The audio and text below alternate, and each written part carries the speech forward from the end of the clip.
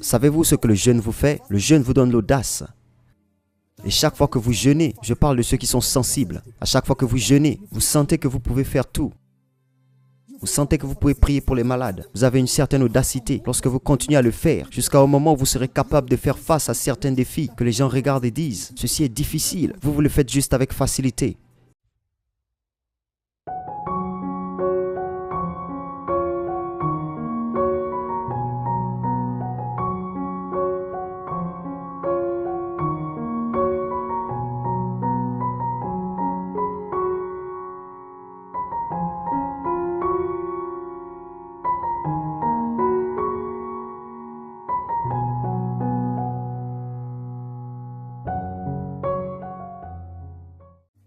L'Église primitive du 1er siècle, 2e siècle, 3e siècle, 4e siècle jusqu'aux âges, ils ont tous jeûné. Tous les gens qui ont eu un impact, ils ont tous jeûné.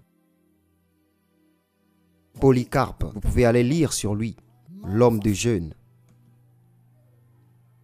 Tertullien, vous voyez ces jours, quand un homme était appelé théologien, ce n'est pas comme les théologiens que nous avons aujourd'hui.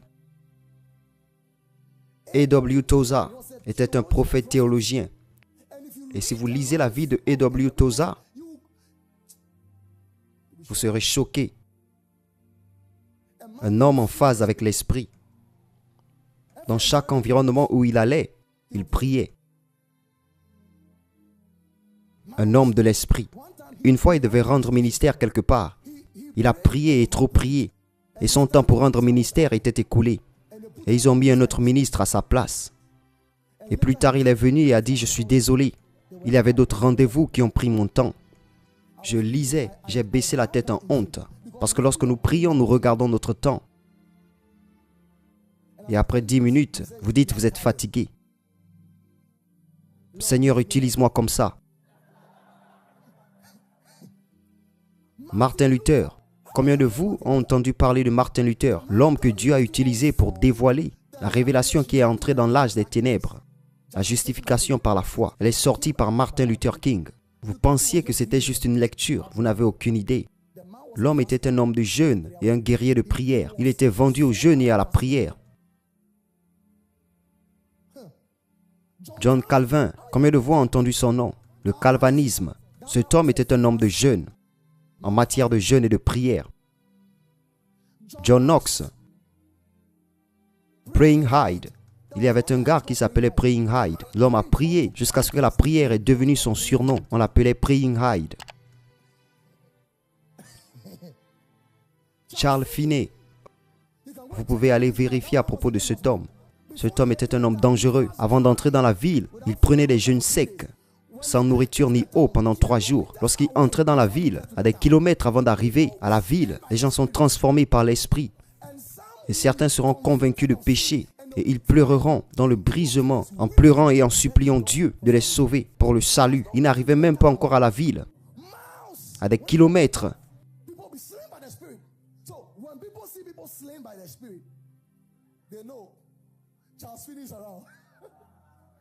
Il était entré dans une ville, et la ville où il était entré, toutes les écoles de cette ville, pendant que les professeurs enseignaient, les enfants ont commencé à pleurer et ont dit « Je veux Jésus, je veux Jésus. Je veux me repentir de mes péchés. Je veux Jésus. » Le professeur était étonné et disait qu'est-ce qui arrive aux enfants. Il allait en parler à un autre professeur. Un autre professeur aussi sortait avec le même rapport. Et ils allaient chercher les autres professeurs. Les autres professeurs venaient aussi avec le même rapport. Tous les enfants pleuraient. Et les enfants se sont réunis. Charles Finney est venu et les a conduits tous à Christ. Il est arrivé dans un entrepôt plein de 300 000 ouvriers. Et quand il est arrivé, il s'est tenu là. Quand il s'est tenu là, une femme l'a regardé et l'a insulté. Il n'a pas insulté la femme. Il a regardé le visage de la femme et il a commencé à pleurer.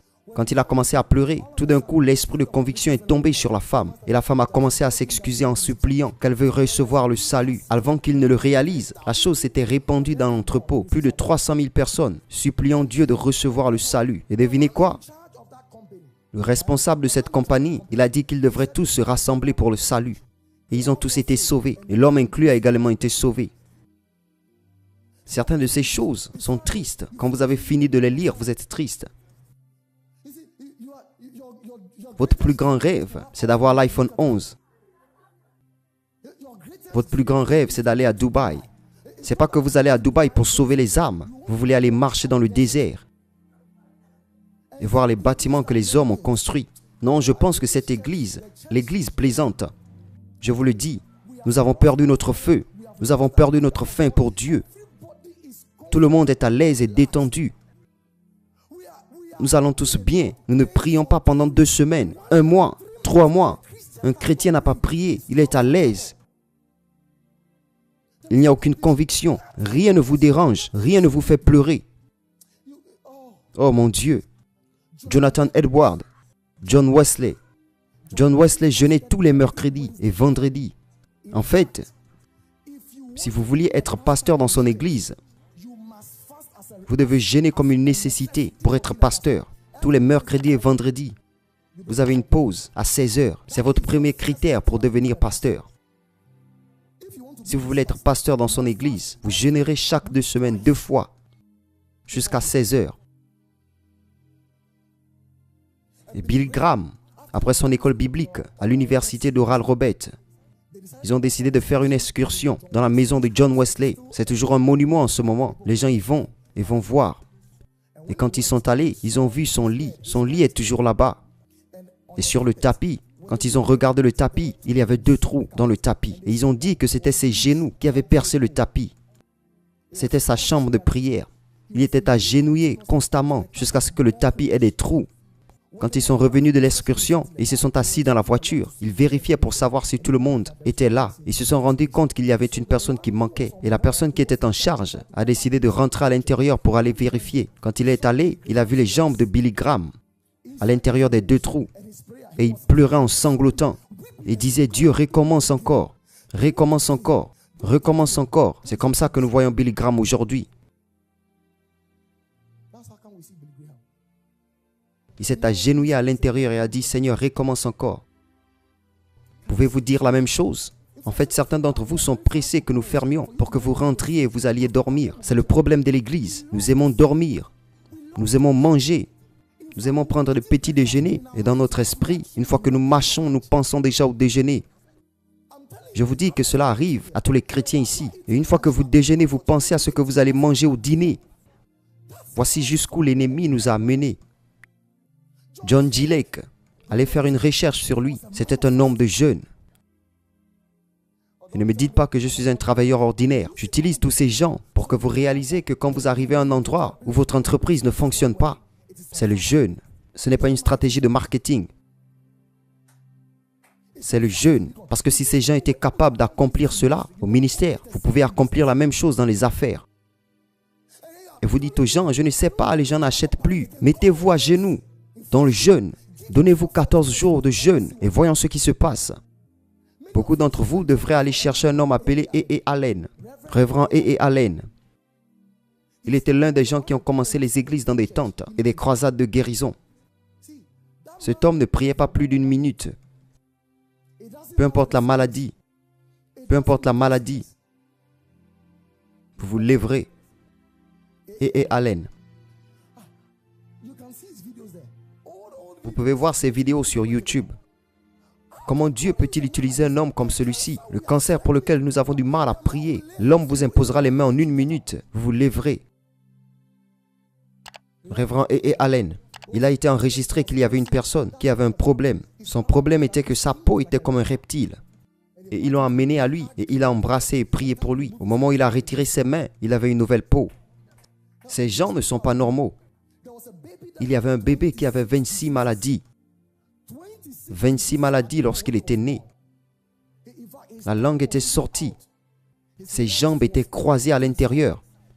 Ses jambes étaient ses genoux. Donc il portait ses chaussures aux genoux. C'était la condition du bébé. Et il avait vu au travers de la parole de connaissance et du don du discernement. Et ils ont fait sortir le bébé. Il a mis le bébé dans ses bras avant de prier. Il a entendu les cris du bébé. Le Seigneur était en train de restaurer l'enfant. La langue était retournée dans la bouche. Le bébé avait été guéri.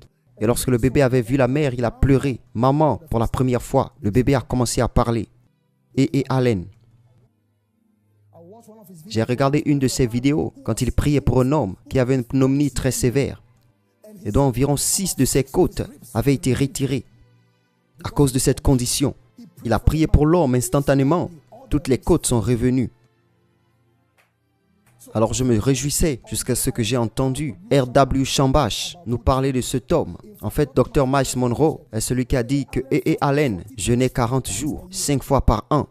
Je ne dis pas cela pour que vous partiez et commenciez 40 jours de jeûne. Vous allez mourir avant votre temps. Je partage juste avec vous afin que nous voyons que cela commence de quelque part. Vous commencez de quelque part. Il a jeûné 40 jours, 5 fois par an. R.W. Shambach, qui était un protégé de E.E. Allen, il mangeait 4 fois par mois. Avant de mourir, il a rencontré le docteur Miles Monroe. Ils sont allés déjeuner. Quand ils sont sortis de la pièce, il a dit « Miles, tu sais, la nourriture est une distraction. » C'était un vieil homme. Il a été enregistré que R.W. Shambach arrivait à une réunion et les démons commençaient à crier. Il commençait à crier quand il entrait dans l'endroit. Il n'avait pas encore prié. J'ai regardé une vidéo où il partageait certains de ses témoignages. Il a prié pour une femme dont les doigts avaient été coupés à cause d'un accident. Et lui a imposé les mains et a prié. Le lendemain matin, les doigts avaient poussé. Il a prié pour un homme qui est né sans la main. Et il a fait sortir la main après prier. R.W. Shambach. Un jour après enseigner, il a décidé de faire une expérience. Il a appelé un de ses fils, puis il a oint et il a dit « Va guérir n'importe qui ». Et le gars n'a également compris aucun protocole. Il est entré dans un hôpital. Il n'a pas suivi les règles. Il s'est juste faufilé. Il était si ignorant. Il avait l'huile d'onction. Et il oignait les patients au premier étage. Quand il oint, il dit que vous êtes libérés. Alors les gens pensaient que c'était un médecin. Alors quand ils ont entendu cela avec foi, ils se sont tous levés. Ils étaient tous guéris. Et au dernier étage, ils ont tous été libérés. Il est venu au rez-de-chaussée. Une femme avait été déclarée morte. Il est allé se cacher sous un papier peint. En les regardant, quand les médecins sont partis et l'ont couvert, il est allé oindre le cadavre. Il a dit « J'ordonne à ton esprit de revenir à la vie maintenant, au nom de Jésus. » Puis la femme a éternué 7 fois. Et la femme s'était réveillée sans savoir qu'un vieil homme dont la jambe pendait le regardait. Il a dit au jeune homme, viens. Il a dit, apporte-moi cette huile. Et devinez quoi? Il a commencé à prier pour tous les gens. Ils ont tous été guéris et il a été arrêté. Quand ils s'en sont rendus compte, ils l'ont mis en prison. Ils ont dit à R.W. Shambach. Et R.W. Shambach allait pour le libérer. Et le Saint-Esprit a dit non, laisse-le là-bas. Et le gars, après 5 jours de prison, est sorti en se réjouissant. Pourquoi? Parce qu'un magistrat l'a appelé au tribunal. Et le magistrat lui a dit, quel est votre cas? Il a dit non, ce n'était pas une infraction grave. Donc le magistrat était en colère qu'il a été arrêté et mis en prison. Puis il a dit non, ne vous inquiétez pas. C'est bien, dans l'état actuel des choses. Celui qui m'a arrêté est maintenant né de nouveau. Savez-vous pourquoi? Les 5 jours en prison, il a oint celui qui l'a enfermé. Il a oint tous les prisonniers. Ils ont tous été guéris et ils sont tous nés de nouveau. Au moment où ils sont tous nés de nouveau, il a été libéré. Alors il a dit que c'était Jésus qui l'avait arrêté. Dr. Miles Monroe a dit à propos de Kathryn Kuhlman qu'elle avait passé ces derniers jours avec lui. Et Kathryn Kuhlman a dit, Miles, il s'agit du jeûne et de la prière. Si vous voyez Kathryn Kuhlman, elle était si mince. Elle a sacrifié sa graisse pour le travail du ministère. Et on dit de Kathryn Kuhlman, ces jours-là, l'auditorium où elle rendait service, il y avait un restaurant en bas. Donc il y avait des chefs qui cuisinaient. Elle devait utiliser la salle où les chefs cuisinaient pour rentrer dans l'auditorium. Quand elle entrait dans la pièce, tout le monde était touché par l'esprit, ceux qui cuisinaient. Avant d'entrer dans l'auditorium, elle ne prie pas pour les malades. Pendant qu'elle prêche, les gens se lèvent des chaises roulantes. Les cancers meurent. Les miracles se produisent. En fait, un jour, elle enseignait et elle était pleine du Saint-Esprit. Elle marchait sans voir. Elle ne savait pas qu'elle était suspendue dans les airs. Elle avait dépassé la chair et elle ne le savait pas. Elle était suspendue. Il y avait un homme dangereux. Vous savez, je parle des Américains. Je parle du Nigeria maintenant. Son nom, c'est apôtre Joseph Babalola. S'il vous plaît, allez vérifier. Apôtre Joseph Babalola. Cet homme avait jeûné 40 jours et 40 nuits, 3 fois par an. Je dis ceci afin que vous appréciez, pour que vous coulez dans l'onction. Il y a un prix. Cet homme jeûnait et priait. Vous pouvez penser que votre travail est une distraction. Non, ce n'est pas une distraction. Vous pouvez toujours prier au bureau. Quand vous rentrez à la maison, c'est 3 heures que vous regardez la télévision. Vous pouvez sacrifier ça pour la prière. Je vous le dis. Je vous le dis. Cet homme était très utilisé par Dieu. C'est trop enviable. Un jour, il est allé dans la brousse pour prier, à genoux. Pendant qu'il était à genoux, il a senti un animal marcher près de lui. Alors il a ouvert les yeux. C'était un très gros python. Et il eut peur. Et le Saint-Esprit lui avait dit de continuer ce qu'il faisait. L'animal était sur lui. Et il a continué à prier. Au moment où il avait fini de prier, il ouvrit les yeux. Le serpent avait séché. Le serpent avait séché. Une fois après la prière, il eut soif. Il avait parlé au rocher, ordonné à l'eau de sortir du rocher. Et l'eau était sortie du rocher. Le rocher y est toujours. Vous pouvez aller vérifier. Il a fait ce que Moïse avait fait. Il est le seul être humain à le faire en dehors de Moïse. Il a commandé de l'eau de sortir d'un rocher. Vous voyez, il y a un règne où le jeûne et la prière peuvent vous emmener. Quand vous dites oui, Dieu ne peut pas dire non. Je vous le dis. Je le dis au ministre de la musique. Je le dis au protocole. Je le dis aux banquiers. Je le dis aux gens qui ont démarré leur entreprise. De m'écouter. Il y a un prix pour vous emmener dans un certain piédestal dans l'esprit. Je vous le dis. Cet homme était en prière et Jésus lui est apparu. Et Jésus lui a donné un morceau d'igname. Jésus l'avait coupé en deux et lui en a donné la moitié. Il a fini de manger. Il a demandé à Jésus l'autre moitié. Jésus a dit non, le reste de la moitié, c'est pour le monde entier. Un homme a mangé la moitié. Regardez à quel point il était proche de Jésus. Il était un homme de louange et d'adoration. Il était enregistré que durant la louange et l'adoration, il adorait et louait. Et certains d'entre vous, on vous dit de lever vos mains. Vos mains sont baissées. Nous disons applaudissez. Vous n'applaudissez pas. Oh, vous voulez que Dieu vous utilise. Vous plaisantez. Cet homme était un homme de louange. Durant le jeûne et la prière, il louait Dieu. Durant la louange, l'homme lévitait dans l'esprit, comme s'il allait au ciel. Alors les membres de l'église le tiraient vers le bas. Chaque louange, ils ont peur si cet homme part. Il fut un temps où il a prié et a guéri tellement de malades qu'il était fatigué. Et les malades étaient encore plus nombreux. Il est allé imposer les mains sur une rivière et a béni la rivière.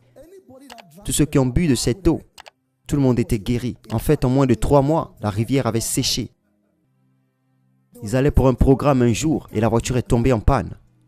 Pendant que l'homme réparait, Babaloa a dit « Je te verrai plus tard ». Il a été transporté par l'esprit.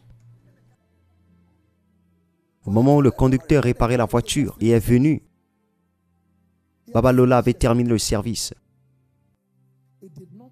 Cela n'est pas venu en mangeant et en dormant. Ce n'est pas venu en regardant le journal de Jennifer.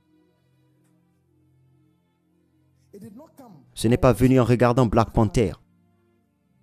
Ce n'est pas venu en regardant l'UEFA Champions League. Tous les matchs, vous connaissez, y compris les joueurs, vous les connaissez. Les remplaçants, vous connaissez leur nom complet. J'ai lu sur l'archbishop Benson Idahosa. Pour lui, vous en savez beaucoup sur le sujet. Il y avait quelque chose d'incroyable que j'ai lu. C'était un homme de jeûne dangereux. Je vous le dis, un homme de jeûne dangereux. Une fois, il est allé dans un endroit où quelqu'un était tombé du 7e étage. La personne a atterri, sa tête était ouverte en deux. Ils l'ont emmené à la morgue et il est arrivé là-bas. Il a dit de le couvrir avec le tissu et il a imposé les mains sur la tête. Quand il a fini de prier, la tête qui était dispersée avait été restaurée à la normale et l'homme était en vie. Les voleurs sont venus chez lui pour venir l'attaquer parce qu'il y avait des missionnaires qui étaient venus de l'extérieur du pays. Quand il est venu, il les a vus. Il a dit « Attendez, je viens. Je vais chercher ma propre arme. » Parce qu'ils avaient des fusils. Son arme, c'était la Bible. Il a pris la Bible. Et lorsqu'il s'apprêtait à dire dans le nom de Jésus, tous avaient disparu. Savez-vous ce que le jeûne vous fait? Le jeûne vous donne l'audace.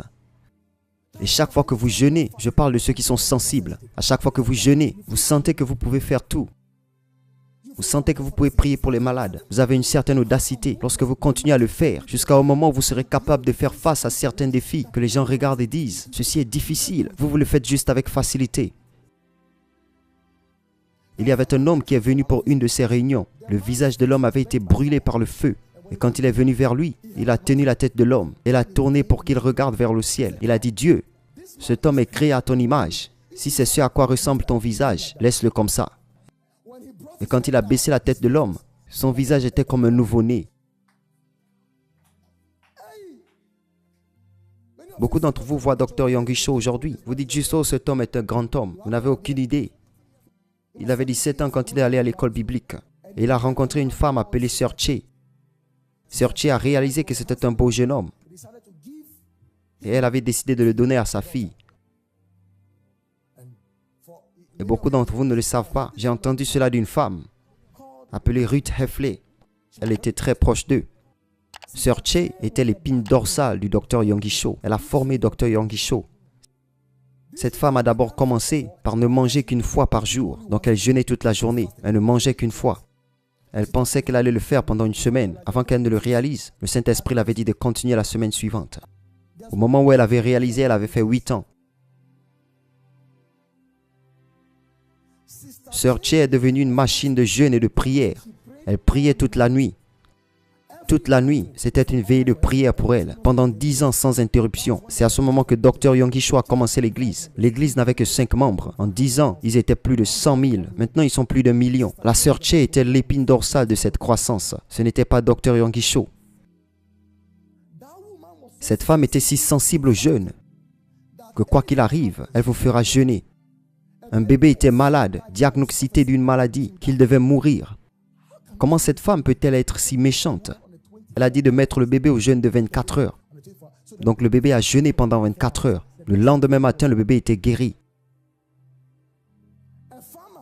Un fermier est venu vers elle et lui a dit que tous mes animaux sont en train de mourir. Elle est venue et elle a dit de donner aux animaux 3 jours de jeûne.